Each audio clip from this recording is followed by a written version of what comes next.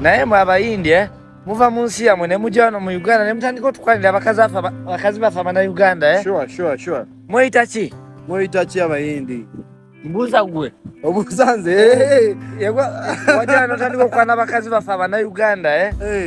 Obafunyemu ki nnyo? Bali mu ki nnyo? Tewali kyamaanyi, just ebeera vibe. Ebeera vibe just. Tugenda bazaayo mu nsi yammwe. Ne Amini nawulira akomawo.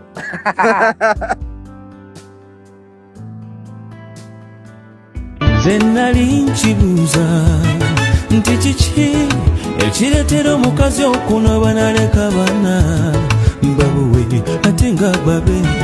Nze naye nazuula nti ekintu kye bayita obufumbo kizibu nnyo nga gye nkomeza togeya nga nobye nkigeraageranya n'omusuubuzi yeetadde mali ku lyato eyennyanja wefuukukira basulamu emaali maziba wonya obulamu mazima naye tekuba kwagala embeera embi mwoba ye kuwaliriza nosala amagezi ogivemu naye olya tekimanyi yakugamba gundi tetereera babeerayo nga naye balumwa ensonga kwekivudde nga tonamuvuma bisogogo soko omanye soko tuseranga bakawala nga towuliriza bakalenzi abakazi bakumira bingi ensonga kwekivudde nga tonamuvuma bisogogo.